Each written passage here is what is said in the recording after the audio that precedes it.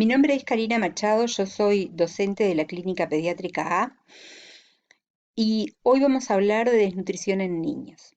Esta clase está dividida en dos partes. En la primera parte vamos a hablar de definiciones y de causas de desnutrición y en la segunda parte vamos a hablar de consecuencias de la desnutrición, de diagnóstico y algo de tratamiento.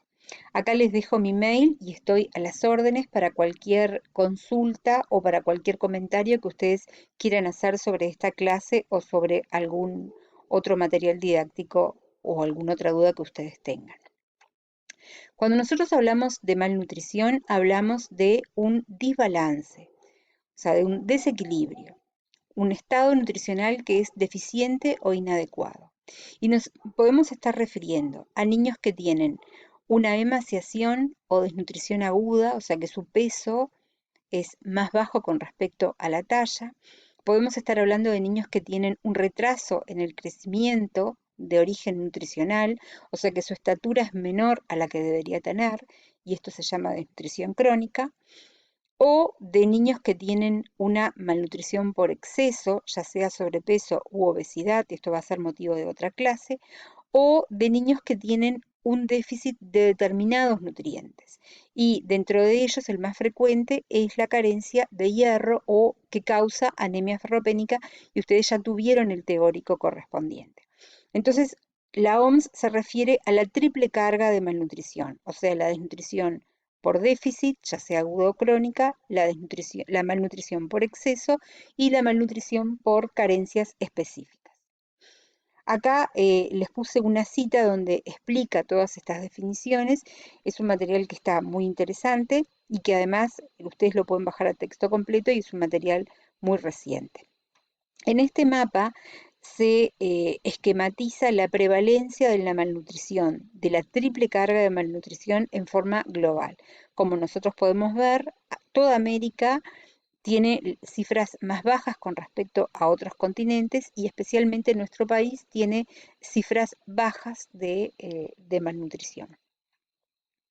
Nosotros ahora, a partir de ahora, nos vamos a referir a la malnutrición por déficit o desnutrición. En el año 2018, OMS estimaba que en América Latina y el Caribe habían casi 5 millones de niños menores de 5 años que sufrían desnutrición crónica o retraso de crecimiento y aproximadamente 700.000 niños que sufrían desnutrición aguda o emaciación. La desnutrición se relaciona con la muerte de un número muy importante de mujeres y niños pequeños a nivel de todo el mundo. Los niños desnutridos tienen mayor riesgo de enfermar o de morir. En general, la muerte sucede por enfermedades que en otros niños no son tan graves y en su mayoría son infecciones respiratorias o digestivas. Además, la desnutrición tiene consecuencias a largo plazo porque provoca daños físicos y cognitivos que son irreversibles. Y sus consecuencias no solo se establecen durante la infancia, sino que se mantienen durante la edad adulta y afectan la salud y el bienestar del individuo y de toda la población.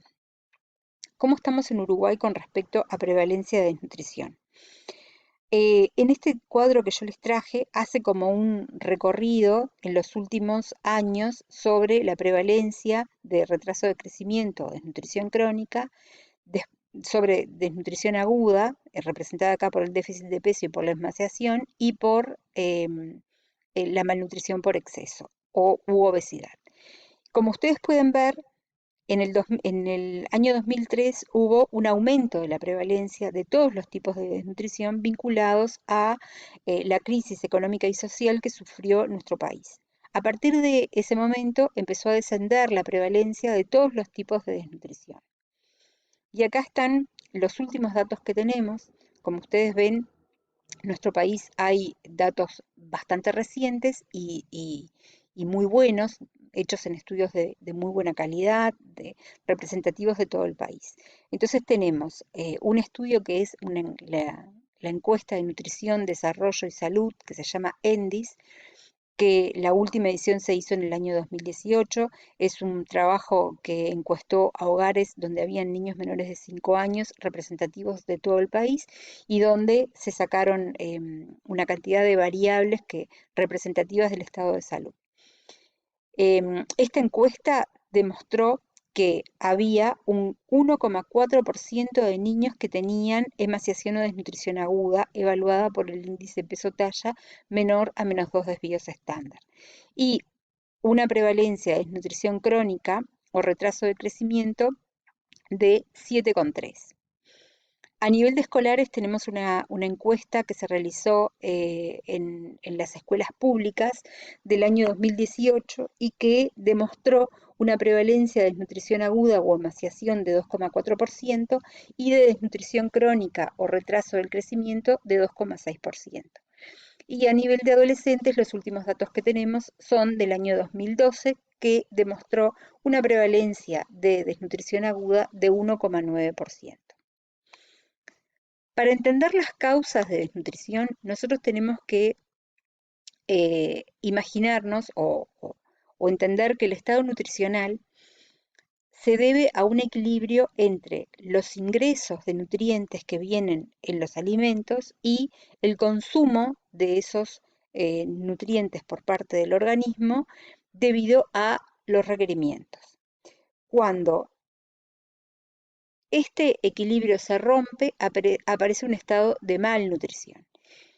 Cuando la desnutrición es por déficit, necesariamente hay un aumento de los requerimientos comparado con el ingreso de nutrientes.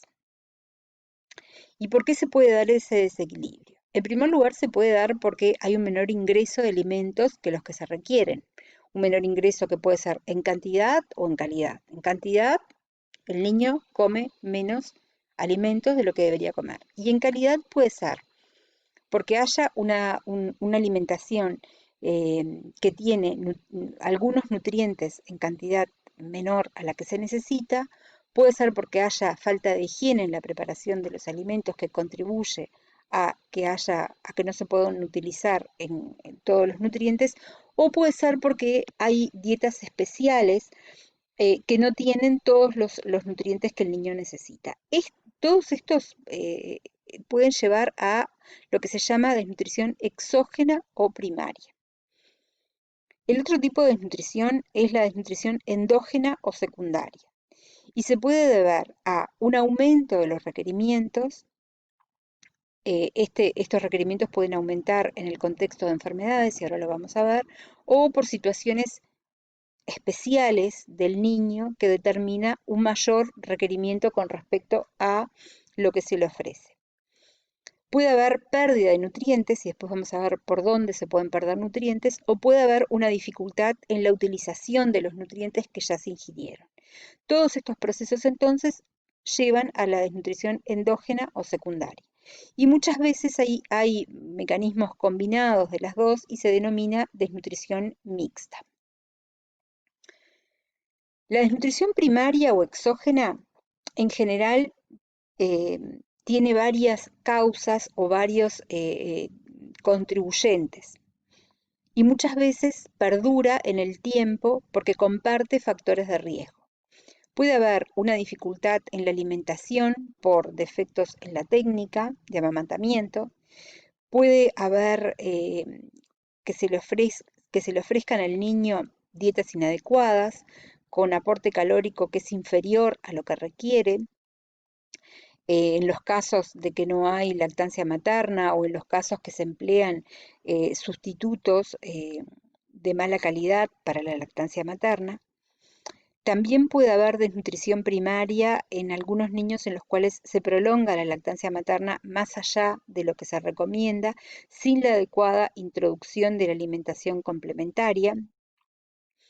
En general, es frecuente que haya una alteración en el vínculo madre-hijo y en el desarrollo de la conducta alimentaria del niño, y esto en general se da cuando existen condiciones desfavorables desde el punto de vista psicosocial y económico. En nuestro país, en los últimos años, hay una mejora de las condiciones sociales y económicas de la población por lo que la mayoría de los casos de desnutrición exógena que nosotros vemos tienen en la base una alteración en el vínculo madre e hijo. La desnutrición secundaria se puede dar por varios mecanismos. Puede haber una imposibilidad o dificultad para la ingestión. Por ejemplo, es el caso de los niños que tienen una enfermedad neurológica crónica, que tienen una incapacidad para deglutir. Puede darse porque hay anorexia. La mayoría de las enfermedades graves o las enfermedades crónicas se acompañan de anorexia y a veces eso impide la alimentación. O pueden haber malformaciones de la cavidad bucal, como por ejemplo la fisura palatina o caelopalatosquisis, que impiden una adecuada deglución. Puede ser que los nutrientes no se absorban correctamente. Hay muchas enfermedades que se acompañan de malnutrición, por ejemplo la fibrosis quística, la enfermedad celíaca, entre otras. Puede ser que el alimento que ya se absorbió no se puede utilizar. Es el caso de los niños que tienen hepatopatías o que tienen alteraciones innatas del metabolismo. O puede ser que los nutrientes llegan en forma adecuada, pero que se pierden. ¿Y por dónde se pueden perder? Bueno, se pueden perder por la piel. Hay algunas enfermedades, como por ejemplo el eczema o las quemaduras extensas, que determinan pérdidas de nutrientes por la piel. Se pueden perder por el tubo digestivo, cuando hay diarrea o cuando hay vómitos, por el riñón o por el aparato respiratorio. En el niño enfermo, en general, hay una disminución de la ingesta y un aumento de los requerimientos, porque hay muchos procesos que van a determinar estos dos hechos. Puede haber disminución de la ingesta porque hay anorexia, porque lo sometemos al niño a ayunos prolongados, porque le ofrecemos dietas hipocalóricas o porque le ofrecemos alimentos que no les gusta cuando están internados o con reglas estrictas para comer. La mayoría de las enfermedades se acompañan de respuestas fisiológicas que determinan un aumento de los requerimientos, como por ejemplo la taquicardia, la polimnea, la fiebre, el dolor. Todos estos procesos tienen un aumento del metabolismo basal y por eso determinan aumento de los requerimientos de nutrientes. Además, cuando hay una elaboración aumentada de reactantes de fase aguda, los nutrientes se desvían hacia la elaboración de estas sustancias o pueden haber pérdidas de proteínas por varios lugares. ¿Qué factores determinan más o menos desnutrición en el curso de una enfermedad? Todos estos que ustedes tienen acá. En primer lugar, la edad.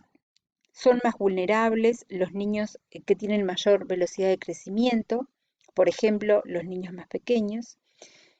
El estado nutricional previo, en un niño que ya viene con una desnutrición, otra enfermedad va a agravar ese estado nutricional. En los niños que tienen enfermedades crónicas previas, depende también de la enfermedad aguda. Hay enfermedades que causan más desnutrición que otras. Nosotros muchas veces ya las sabemos, ya las conocemos. Y además depende del tratamiento o soporte nutricional que se haga para evitar mayor deterioro del estado nutricional.